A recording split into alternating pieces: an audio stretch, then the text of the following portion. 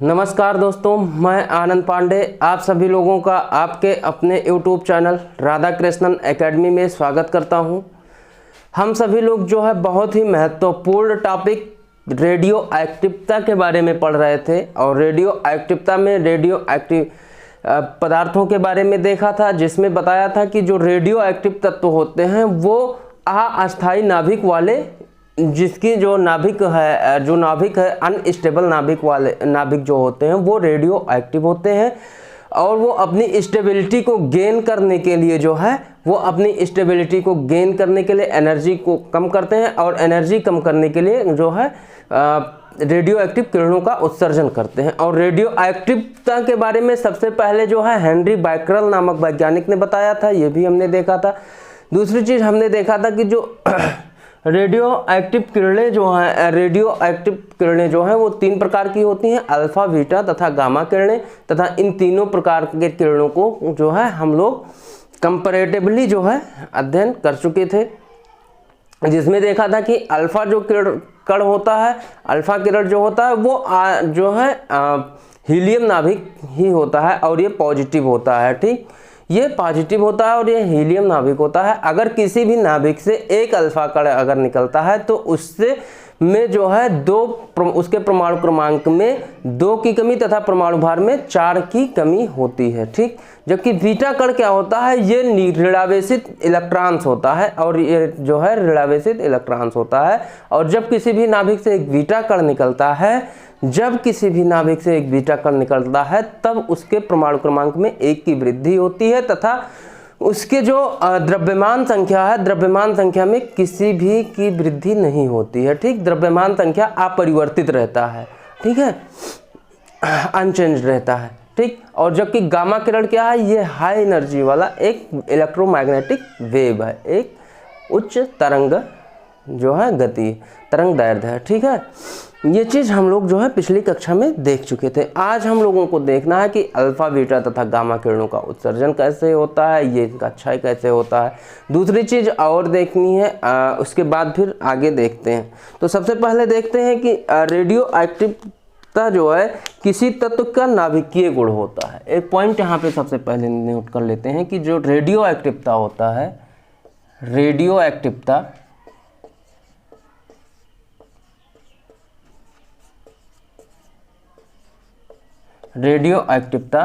किसी भी तत्व का नाभिकीय गुण होता है। किसी तत्व का नाभिकीय गुण होता है।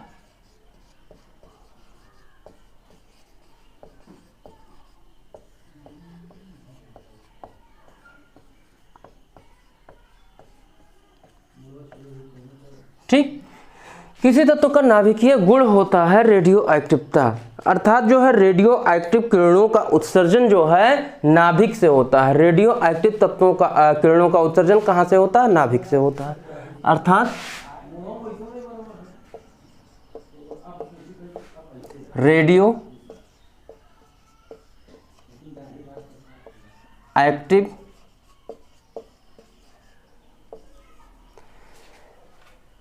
किरणों का उत्सर्जन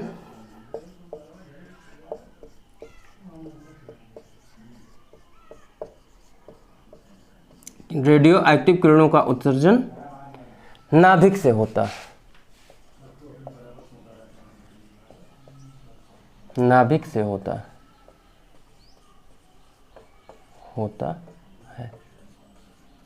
ठीक, ये पॉइंट आप लोग पॉइंट यहाँ पे ध्यान देने योग्य ये है कि ये नाभिकीय गुण होता है। और जो रेडियो एक्टिव, आपसे क्वेश्चन पूछा जा सकता है कि रेडियो एक्टिव किरणों का उत्सर्जन कहाँ से होता है, तो कहाँ से होता है, नाभिक से होता है। ये पॉइंट ध्यान देने योग्य है। ठीक, तो अब हम देखते हैं कि अल्फा कण डिकेट या अल्फा कण का उत्सर्जन कैसे होता है। अल्फा कण क्षय या अल्फा कण उत्सर्जन। अल्फा कण उत्सर्जन। ठीक, तो अल्फा कण का उत्सर्जन कहाँ से होता है, नाभिक से होता है। अल्फा कण का उत्सर्जन कहाँ से होता है, नाभिक से होता है।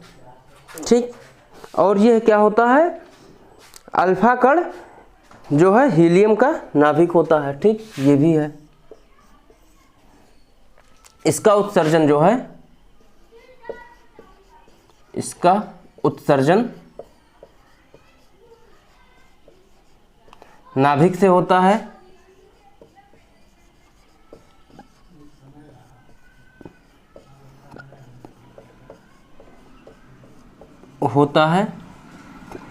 और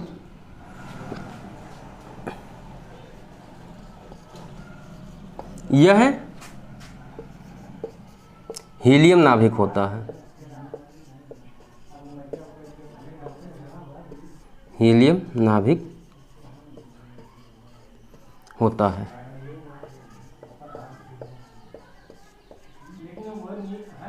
ठीक है, और यह जो है हीलियम नाभिक होता है, और क्या होता है, हीलियम नाभिक होता है। ठीक, इसका जो प्रतीक है अल्फा कण की प्रतीक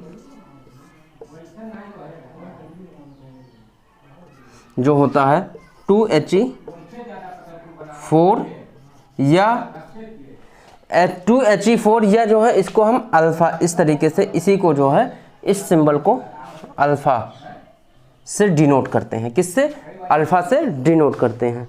ठीक है, इसका जो मास है,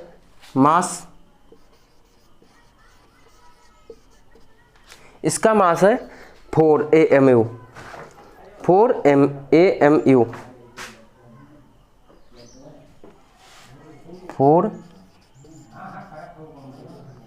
AMU। ठीक, चार्ज क्या होता है इस पर? चार्ज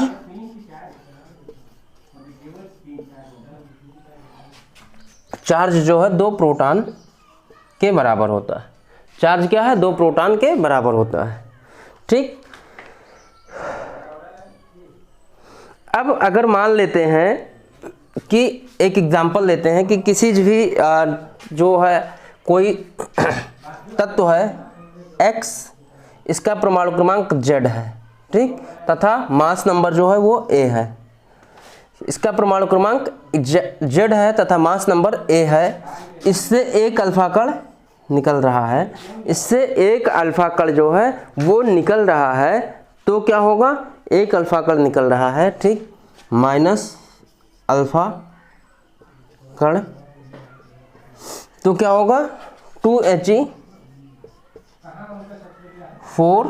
प्लस, इसमें क्या हो जाएगा? इसमें जो है 2 की कमी, इसके परमाणु क्रमांक में 2 की कमी हो जाएगी, यानी जो अगला जो एलिमेंट बनेगा, मान लेते हैं Y, इसका जो परमाणु क्रमांक होगा Z-2, और इसके मास नंबर में जो है, इसके मास नंबर में 4 की कमी होगी, यानी A-4। ये जो है इसका फार्मूला होता है, इसका जो है सूत्र होता है। ठीक, अब एक एग्जांपल लेते हैं, एक एग्जांपल जो है, और हाँ, जहाँ से अल्फा कण निकल रहा होता है, यानी इस वाले नाभिक को हम मदर न्यूक्लियाई कहते हैं। क्या कहते हैं? मदर न्यूक्लियाई कहते हैं। ठीक, इसको हम क्या कहते हैं? मदर न्यूक्लियाई कहते हैं। इस वाले नाभिक को हम मदर न्यूक्लियाई, तथा जहाँ पे जो है जो बन रहा होता है, जो नया नाभिक बन रहा होता है, यानी इस वाले को हम डॉटर न्यूक्लियाई कहते हैं। क्या कहते हैं? Daughter nuclei, daughter nuclei.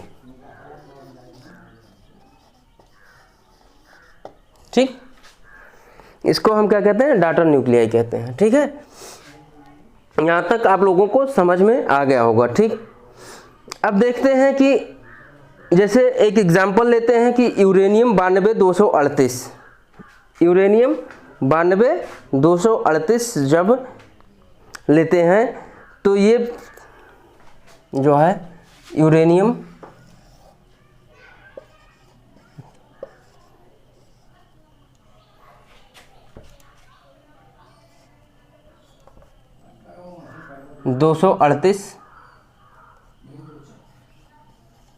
इससे जब एक अल्फा कण निकलेगा तो क्या होगा?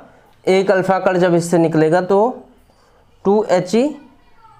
4 जब निकलेगा तो इसमें जो है इसके परमाणु क्रमांक में 2 की कमी हो जाएगी, यानी 90 TH थैलियम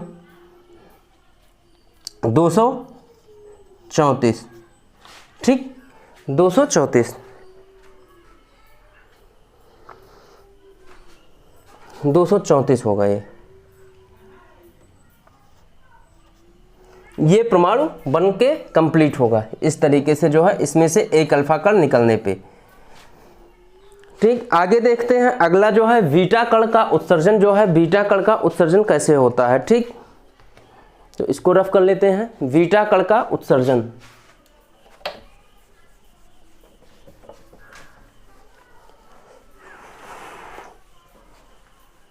बीटा कण, अब इसमें से अल्फा कण तो निकल गया, परमाणु नाभिक जो है वो हमेशा पॉजिटिव होता है और बीटा कण जो है वो निगेटिव होता है। ठीक, बीटा कण क्या है, निगेटिव होता है, और जो अल्फा कण होता है वो पॉजिटिव। अब परमाणु नाभिक तो पॉजिटिव है, यहाँ पे क्या है, न्यूट्रॉन्स और प्रोटॉन्स हैं, तो यहाँ से बीटा कण कैसे निकलेगा। तो बीटा कण का क्षय कैसे होता है, बीटा कण का जो क्षय है वो प्रोटॉन का जो है, बीटा कण क्या है, निगेटिव है, ये क्या कहा है, बीटा कण का क्षय। ठीक, बीटा कण का उत्सर्जन मान लेते हैं। ठीक है, बीटा कण का उत्सर्जन क्या है, रेडियो एक्टिव किरणों का उत्सर्जन नाभिक से होता है। रेडियो एक्टिव किरणों का उत्सर्जन सिर्फ और सिर्फ जब नाभिक से होता है। तो बीटा कण क्या है, बीटा कण में लिखा है कि यह जो है ऋणावेशित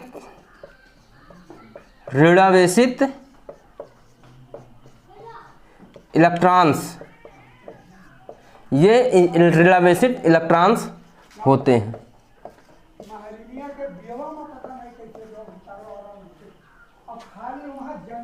ऋणावेशित इलेक्ट्रॉन्स होते हैं, यह जो है ऋणावेशित इलेक्ट्रॉन्स होते हैं। अब नाभिक में तो इलेक्ट्रॉन्स होता नहीं है, फिर जो है नाभिक से निगेटिव पार्टिकल वाला, नाभिक में तो पॉजिटिव चार्ज यानी प्रोटॉन्स और न्यूट्रॉन्स होते हैं, तो यहाँ से निगेटिव वैल्यू वाला जो है इलेक्ट्रॉन कैसे निकलेगा, यानी बीटा कण जो है कैसे निकलेगा।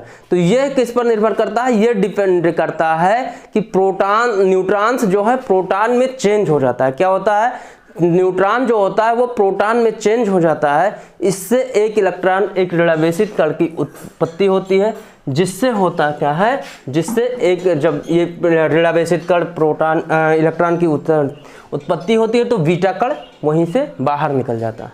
होता यह है कि बीटा कण का क्षय नाभिक के न्यूट्रॉन पर, बीटा कण का जो क्षय है नाभिक के भीतर जो है न्यूट्रॉन का प्रोटॉन में परिवर्तन पर निर्भर करता है। क्या, बीटा कण का उत्सर्जन, बीटा कण का उत्सर्जन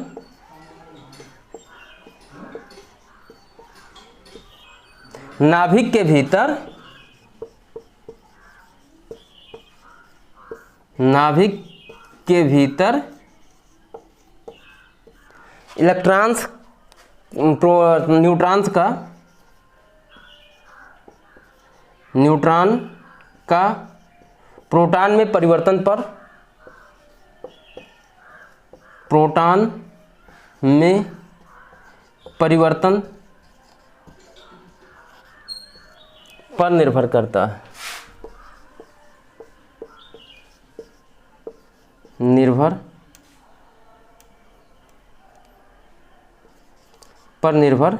करता है। ठीक, किस पर निर्भर करता है, न्यूट्रॉन का जो है प्रोटॉन में परिवर्तन पर निर्भर करता है। कैसे, जैसे अब मान लेते हैं 0n1, न्यूट्रॉन का जो परमाणु क्रमांक होता है वो 0 होता है तथा जो द्रव्यमान संख्या होता है वो 1 होता है। ठीक, न्यूट्रॉन का परमाणु क्रमांक 0 तथा द्रव्यमान संख्या 1 होता है। अब किसी भी रिएक्शन को बैलेंस करने के लिए जब ये प्रोटॉन्स में चेंज होगा तो प्रोटॉन का क्या होता है, 1p1। 1p1। अब इसको बैलेंस करने के लिए जो है, इस चीज़ को हम बैलेंस कैसे करेंगे, किस प्रकार से करेंगे, इसको बैलेंस करने के लिए हमें यहाँ पे जीरो लाना होगा, यहाँ पे जीरो लाना होगा। तो यहाँ से जो है माइनस निगेटिव जो है एक इलेक्ट्रॉन निकलेगा, तभी जो है यहाँ से पे जीरो होगा, यानी -1e0। ठीक, द्रव्यमान यहाँ पे p, द्रव्यमान संख्या जो है वो एक ही है, यहाँ पे भी एक है, यहाँ पे भी एक। अब देखिए, अब यहाँ पे रिएक्शन ये क्या है, ये सेटिस्फाई हो गया, ये रिएक्शन जो है संतुलित हो गया, 1 - 1 जो 0 हो गया। ठीक, तो इस तरीके से जब भी न्यूट्रॉन प्रोटॉन में चेंज हो जाता है, होता है, तो वहां पे एक इलेक्ट्रॉन की भी उत्पत्ति होती है, और इस तरीके से जो है नाभिक से बीटा कण का उत्सर्जन हो जाता है। इस प्रकार से जो है नाभिक से बीटा कण का उत्सर्जन होता है, तथा एक जो है एंटी न्यूट्रिनो का भी निर्माण होता है, प्लस एक एंटी न्यूट्रिनो का निर्माण होता है, जिसे V से प्रदर्शित करते हैं। इसको जो है क्या कहते हैं, एंटी न्यूट्रिनो कहते हैं, एंटी न्यूट्रिनो। इससे जो है हम एंटी न्यूट्रिनो कहते हैं। ठीक, तथा एक एंटी न्यूट्रिनो का निर्माण होता है। ठीक है, इतनी चीज समझ में आ गई होगी। अब देखते हैं कि जो है एक एग्जाम्पल इसका देखते हैं, एक एग्जाम्पल देखते हैं कि सबसे पहले देख लेते हैं इसका जो है सिंबल क्या होता है। तो इसका सिंबल जो है, प्रतीक क्या है, तो आप सभी लोगों को प्रतीक के बारे में पता है।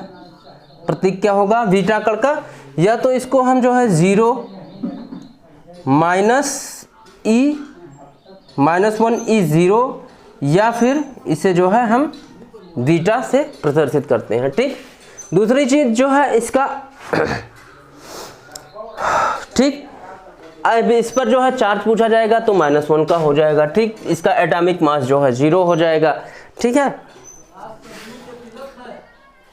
अब ठीक है, ये चीज समझ में आ गई होगी। अब हम एक एग्जाम्पल देखते हैं। जब बीटा कण का उत्सर्जन होता है, जब भी किसी भी नाभिक से एक बीटा कण का उत्सर्जन होता है, तो उसके परमाणु क्रमांक में 1 की वृद्धि हो जाती है। क्या है, तब उसके परमाणु क्रमांक में 1 की वृद्धि हो जाती है। पहला चीज यहाँ पे ध्यान देने योग्य बात है कि जब किसी भी नाभिक से एक अल्फा कण का उत्सर्जन होता है, तब उसके परमाणु क्रमांक में 2 की कमी तथा परमाणु भार में 4 की कमी होती है। ठीक, जबकि जब किसी भी नाभिक से एक बीटा कण का उत्सर्जन होता है, जब एक बीटा कण का उत्सर्जन होता है, तब उसके परमाणु क्रमांक में 1 की वृद्धि तथा 1 की वृद्धि जो है, तथा उसके परमाणु द्रव्यमान संख्या जो है में कोई जो है परिवर्तन नहीं होता है।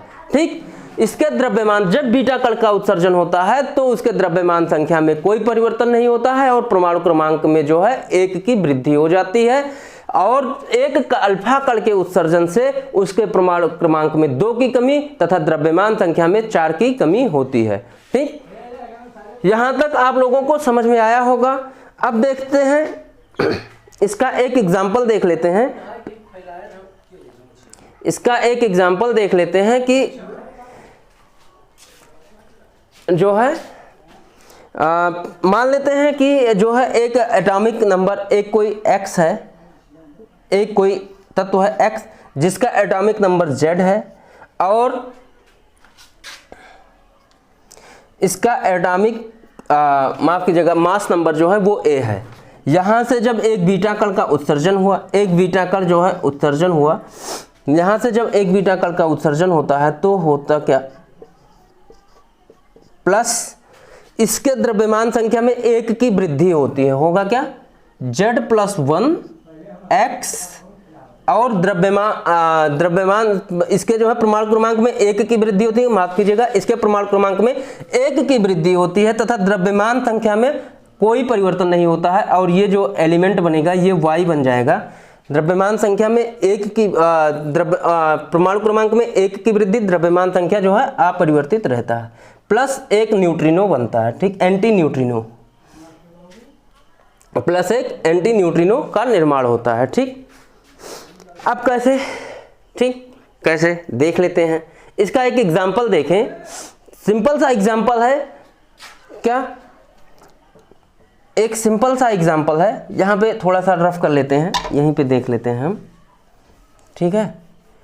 एक सिंपल सा जो है इसका एग्जाम्पल है C6H14। C6H14, यहां से एक बीटा कण का उत्सर्जन हुआ, यहां से एक बीटा कण निकला, तो क्या हो जाएगा प्लस।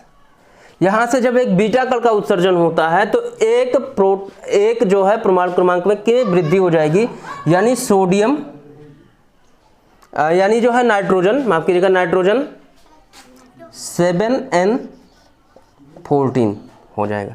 इसके परमाणु क्रमांक में 1 की वृद्धि हो गई और जो है द्रव्यमान संख्या वही रह गया।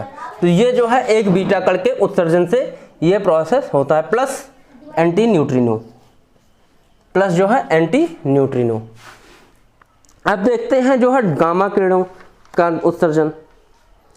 ठीक, अब देखते हैं क्या गामा किरणों का उत्सर्जन। तो ऐसे ही देख लेते हैं, गामा किरणों का जो उत्सर्जन होता है वो अपने आप नहीं होता है। वो गामा किरणों का जो उत्सर्जन होता है वो अपने आप से नहीं होता है।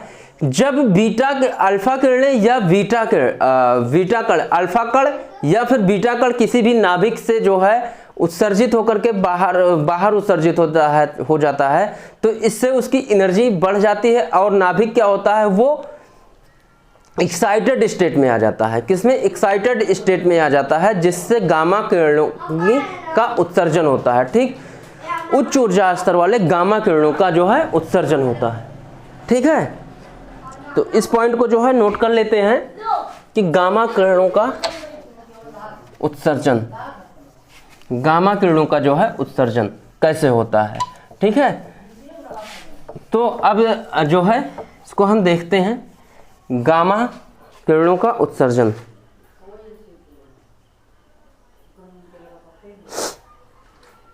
गामा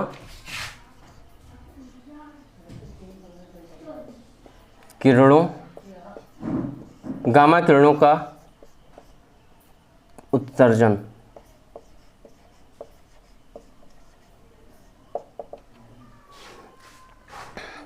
यह क्या होता है? यह एक इलेक्ट्रोमैग्नेटिक वेव होता है। यह जो है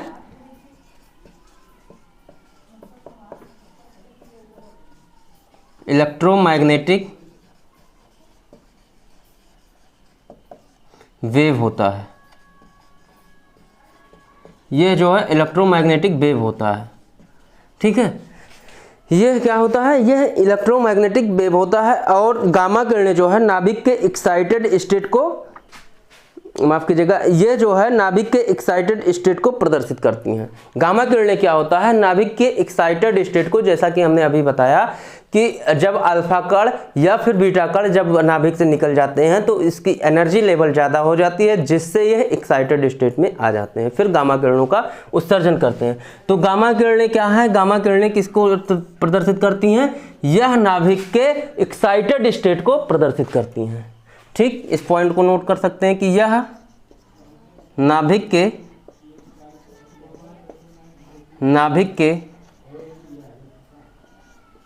एक्साइटेड स्टेट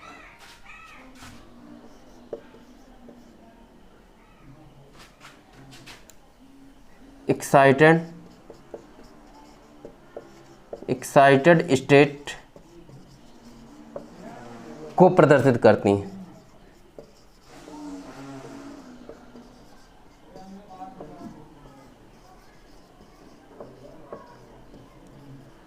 ठीक है, किसको प्रदर्शित करती हैं? नाभिक के एक्साइटेड स्टेट को प्रदर्शित करती हैं। ठीक, और सबसे बड़ी पॉइंट, सबसे इंपॉर्टेंट पॉइंट ये है कि गामा किरणों का जो उत्सर्जन है वो अकेले नहीं हो सकता है, या तो अल्फा किरण के साथ होगा या तो बीटा कण के साथ होगा। ठीक है, तो इसको हम जो है नोट कर लेते हैं कि जब रेडियो एक्टिव नाभिक से अल्फा या बीटा कण का जो है, इस पॉइंट को नोट कर लीजिए कि जब रेडियो एक्टिव नाभिक से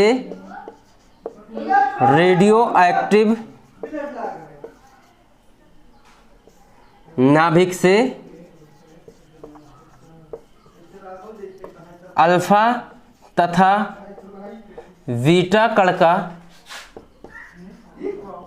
बीटा कण का उत्सर्जन होता है, उत्सर्जन होता है जब रेडियो एक्टिव नाभिक से क्या है, अल्फा तथा बीटा कण का उत्सर्जन होता है, तो क्या होता है, नाभिक की एनर्जी लेवल हाई हो जाती है। तब नाभिक की energy level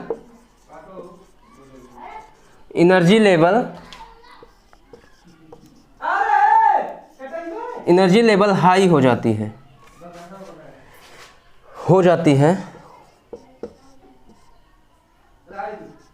energy level high हो जाती है, जिससे एनर्जी लेवल हाई हो जाती है। तब क्या होता है, एनर्जी लेवल हाई हो जाती है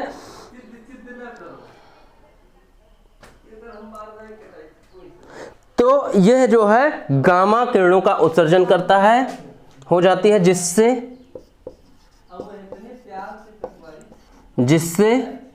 गामा किरण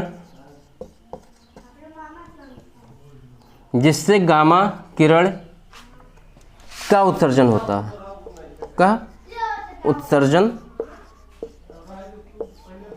है,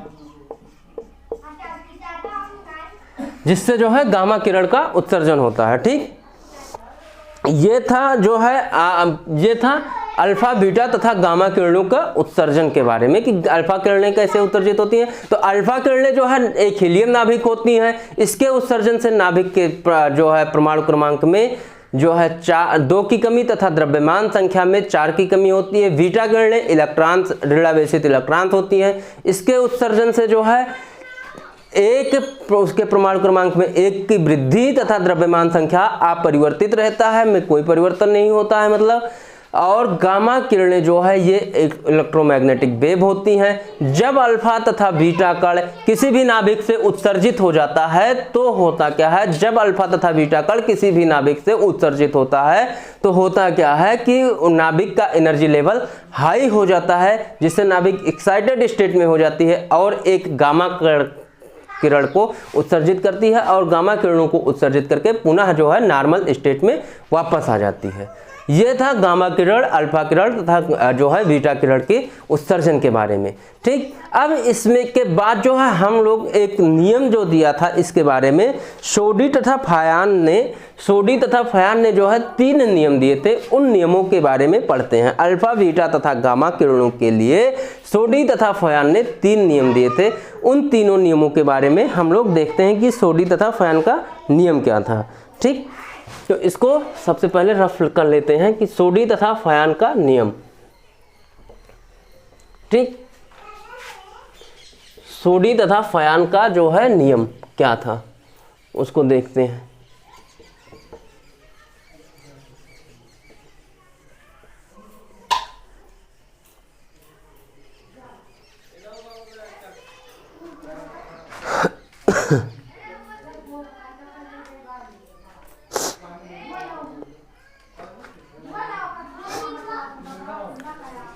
सोडी तथा फयांस, सोडी तथा फयांस इसके बाद हम देखते हैं क्या सोडी तथा फयांस के नियम के बारे में। ठीक, सोडी तथा फयांस का नियम, फयांस का नियम।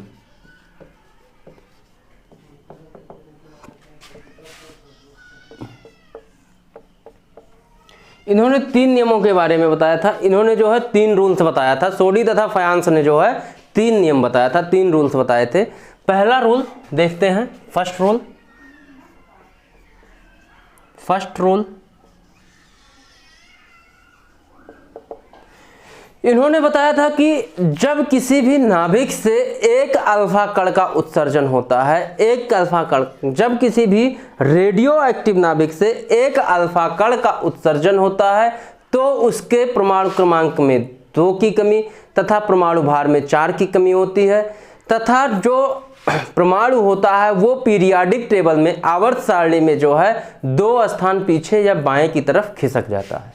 ठीक, इनका जो पहला रूल है, सोडी तथा फयांस का जो है पहला रूल है कि जब किसी रेडियो एक्टिव नाभिक से एक अल्फा कण का उत्सर्जन होता है, जब किसी रेडियो एक्टिव नाभिक से एक अल्फा कण का उत्सर्जन होता है तो उसके परमाणु क्रमांक में जो है 2 की कमी तथा परमाणु भार में 4 की कमी होती है तथा जो है वह अपने स्थान से 2 आवर्त सारणी में अपने स्थान से 2 स्थान पीछे खिसक जाता है या 2 स्थान बाएं की तरफ खिसक जाता है। ठीक, तो इसको नोट कर लेते हैं हम कि जब किसी रेडियो एक्टिव, इनका जो फर्स्ट रूल्स था, जब किसी रेडियो एक्टिव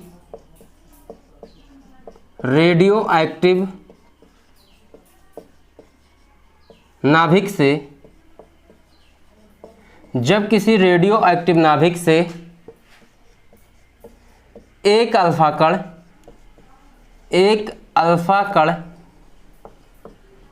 का उत्सर्जन होता है,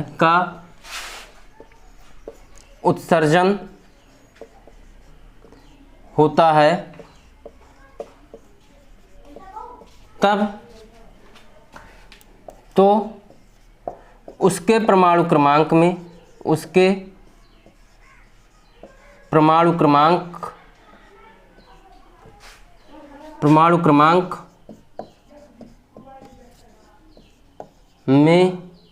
2 की कमी तथा परमाणु भार में द्रव्यमान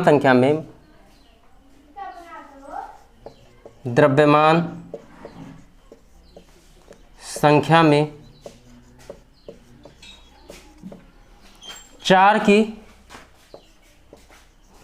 की कमी होती है, 4 की कमी होती है तथा नया तत्व आवर्त सारणी में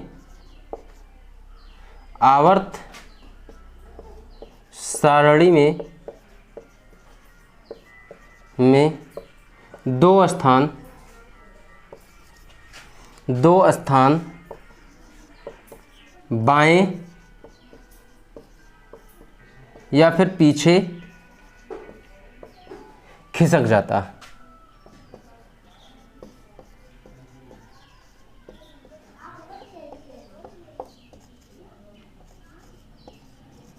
दो स्थान पीछे खिसक जाता है। ये चीज जो है पहले रूल्स में इन्होंने बताया था कि जब किसी परमाणु क्रमांक से एक अल्फा कण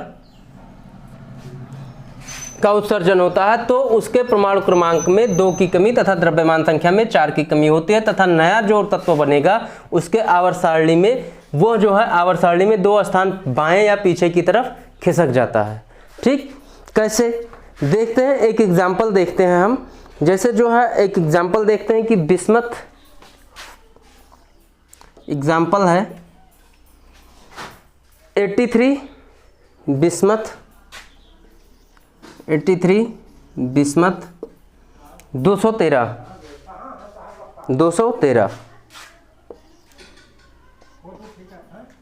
इससे एक अल्फा कण का जो है इसमें क्या हुआ, एक अल्फा कण यहां से निकला, माइनस हुआ एक अल्फा कण, तो जो नया नाभिक बनेगा वो क्या होगा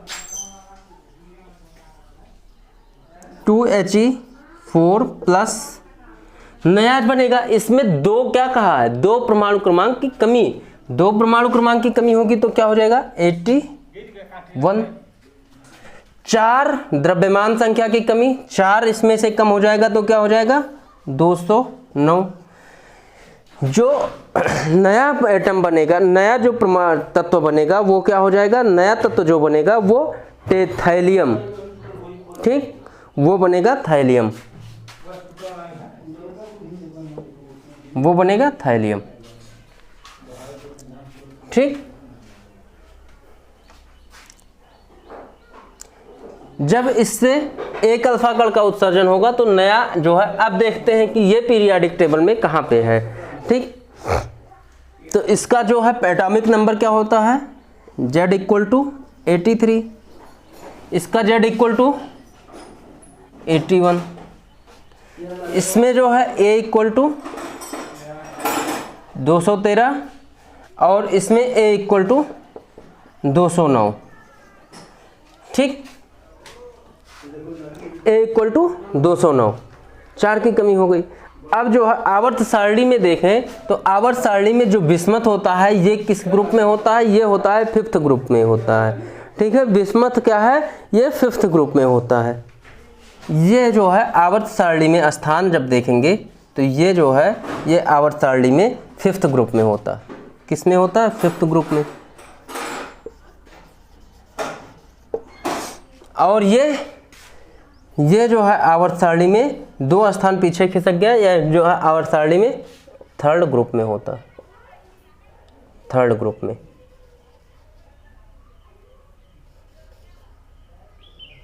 ठीक, 3rd ग्रुप में होता है। ठीक है, तो इस तरीके से इनका पहला रूल था। इसके बाद इनका जो दूसरा रूल था उसको हम देखते हैं। इनका दूसरा रूल क्या था, ये फर्स्ट रूल था। सेकंड रूल क्या था, ठीक, तो सेकंड रूल के बारे में देखते हैं। सेकंड रूल बीटा कणों के उत्सर्जन के बारे में इनका था। जो सेकंड रूल था वो बीटा कणों के उत्सर्जन के बारे में था। ठीक है,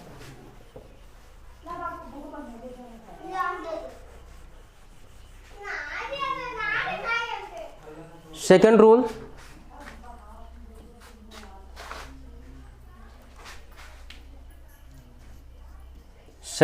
जो है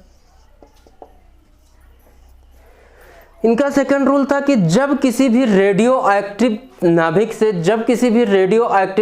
से एक बीटा कण का उत्सर्जन होता है तो उसके परमाणु क्रमांक में 1 की वृद्धि होती है, जबकि द्रव्यमान संख्या अपरिवर्तित रहता है। ठीक, तथा उस आवर्त सारणी में एक स्थान दाएं या आगे की तरफ खिसक जाता है। तो इसको नोट कर लेते हैं। जब किसी रेडियो एक्टिव नाभिक में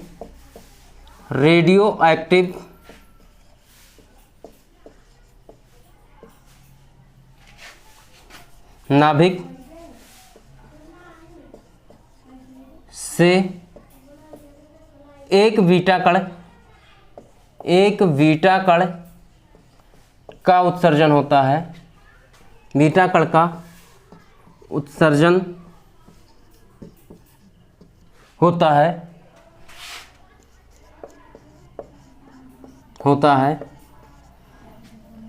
तब उसके परमाणु क्रमांक में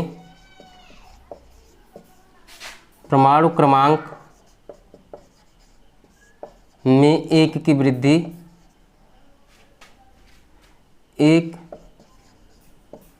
की वृद्धि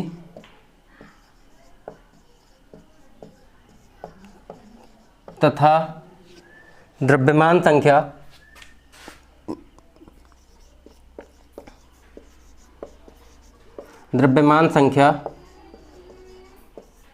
अपरिवर्तित रहता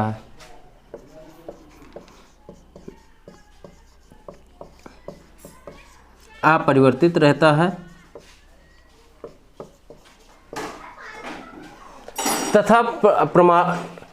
तथा नाभिक आवर्त सारणी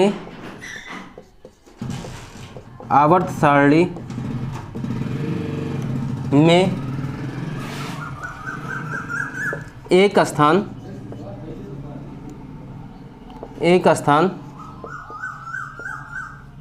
दाएं या आगे खिसक जाता।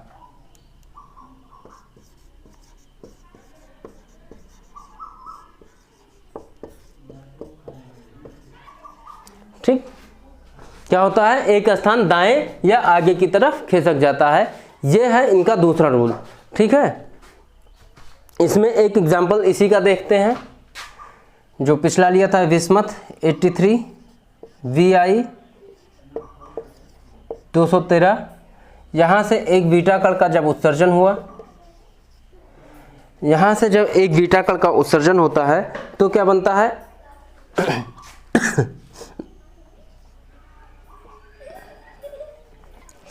-1 E0 प्लस 84 हो जाएगा, पोलेनियम 213। ठीक, ये फिफ्थ ग्रुप में होता है, आपको पता ही है ये किस ग्रुप में है, फिफ्थ ग्रुप में, फिफ्थ ग्रुप। और ये किस ग्रुप में होता है, ये सिक्स्थ ग्रुप में होता है, सिक्स्थ ग्रुप।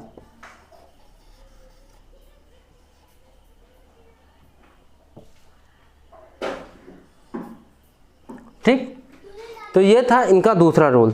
तीसरा रूल था, थर्ड रूल क्या था इनका, थर्ड रूल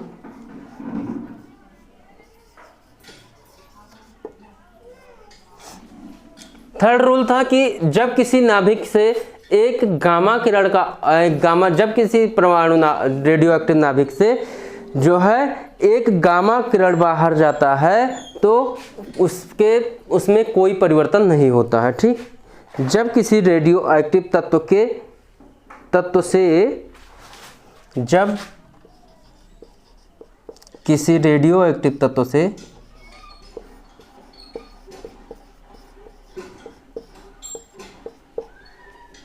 जब किसी रेडियो एक्टिव तत्व से एक गामा किरण बाहर जाता है तो उसमें कोई परिवर्तन नहीं होता है, तब तो उसमें कोई परिवर्तन नहीं होता, कोई परिवर्तन नहीं होता।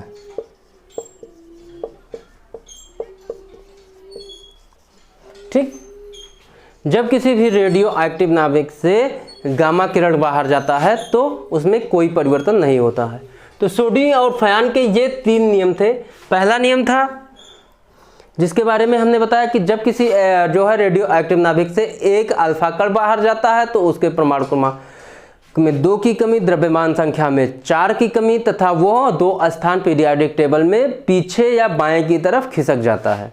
ठीक, दूसरा नियम इनका था कि जब किसी परमाणु नाभिक से जब किसी रेडियो एक्टिव तत्व के नाभिक से एक बीटा कण का उत्सर्जन होता है तो उसके परमाणु क्रमांक में 1 की वृद्धि तथा द्रव्यमान संख्या में कोई परिवर्तन नहीं होता है तथा वह नाभिक जो है आवर्त सारणी में एक स्थान दाएं या आगे की तरफ खिसक जाता है। गामा किरण के और तीसरा रूल इनका था कि जब किसी रेडियो एक्टिव तत्व से एक गामा किरण बाहर निकलता है तो उसके परमाणु में कोई परिवर्तन नहीं होता है। ये 3 रूल्स थे फ्यान और सोडी, यानी सोडी और फ्यान्स के ये 3 नियम थे। इसके बाद हम कुछ क्वेश्चंस को सॉल्व करते हैं आज के क्लास में। तो आज के क्लास में हम जो है कुछ क्वेश्चंस को सॉल्व करते हैं कि और देखते हैं।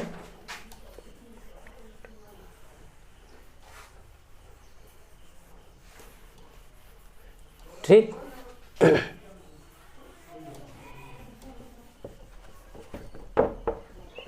तो उससे पहले जो है आज का जो पहला प्रश्न है, कुछ छोटे छोटे न्यूमेरिकल्स जो एग्जाम्स में पूछे जाते हैं उन न्यूमेरिकल्स को भी सॉल्व करते हैं हम।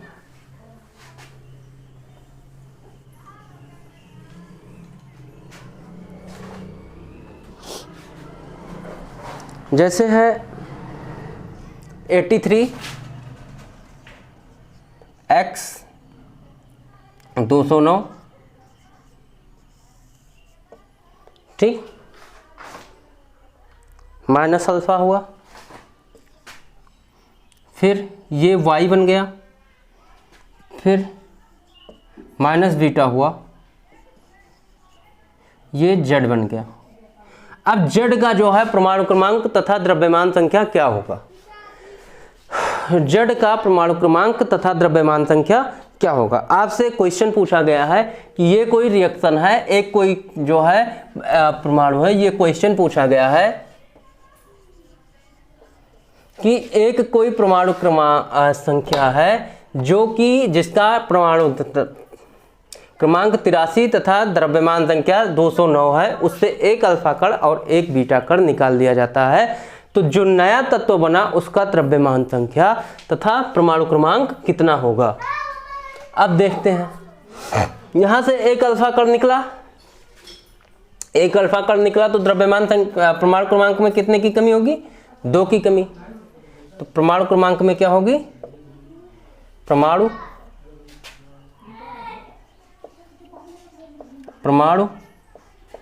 क्रमांक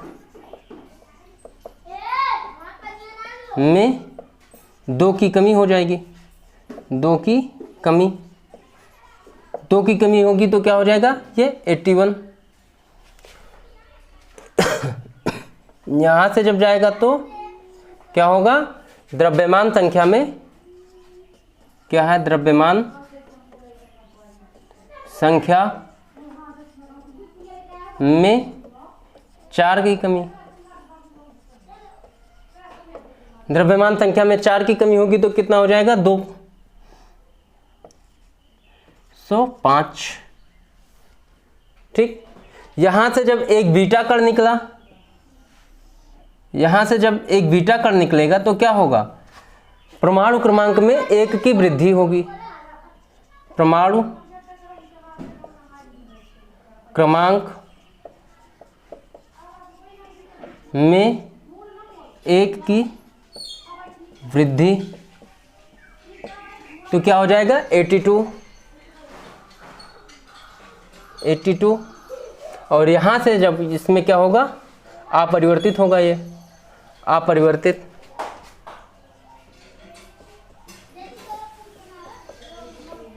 तो ये क्या हो जाएगा? 205। तो जो नया नंबर बना z का क्या हो जाएगा? जो नया इसका जो परमाणु क्रमांक होगा, परमाणु क्रमांक क्या हो जाएगा? परमाणु क्रमांक जो होगा वो 82 होगा, जो नया एटम बनेगा, जो नया एलिमेंट बनेगा। और द्रव्यमान संख्या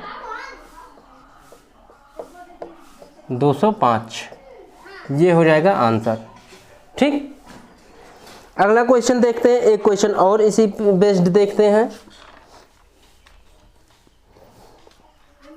अगला क्वेश्चन है कि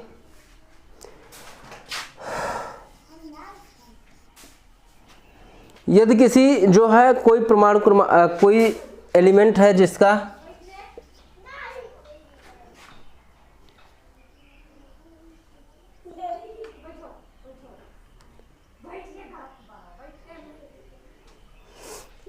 यूरेनियम मान लेते हैं कि जिसका परमाणु क्रमांक 92 है और परमाणु द्रव्यमान संख्या 238।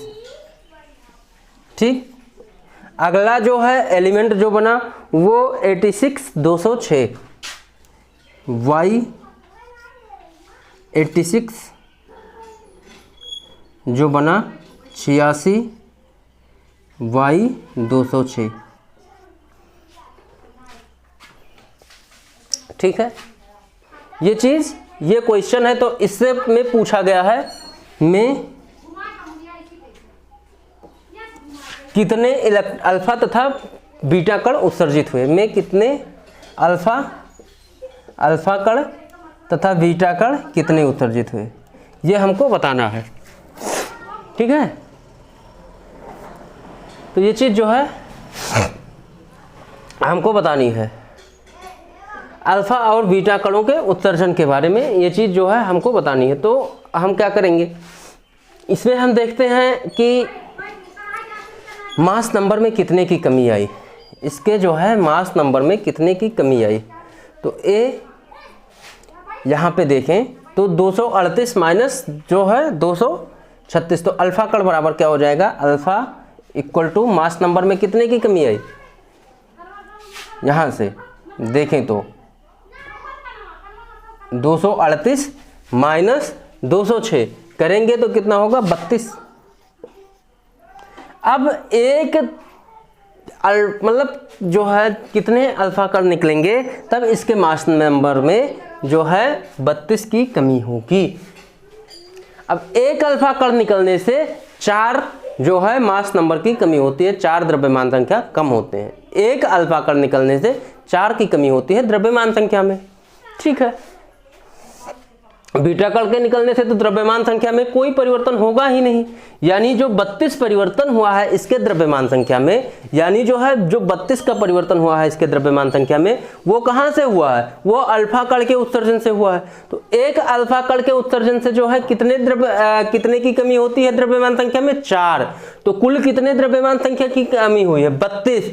तो टोटल कुल कितने अल्फा कण निकले होंगे, यानी 32/4 क्या हो जाएगा, 32/4 और 32/4 यानी कि 8 चौक को 32, यानी अल्फा कणों का जो है कितने हो गए, 8। अल्फा कण कितने हो गए, 8। अब बताइए अगर 92 जो है 92 में से अब 8 अल्फा कण तो निकल गए, 8 अल्फा कण जब यहां से निकल गए तो हुआ क्या कि जब 8 अल्फा कण यहां से निकल गए तो हुआ इसमें यह है कि इसके जो है परमाणु क्रमांक में कितने की कमी होनी चाहिए, 12 की, सॉरी 8 दूना 16। क्यों, क्योंकि एक अल्फा कण निकलने से हमने क्या पढ़ा है, 2 की कमी होती है परमाणु क्रमांक में।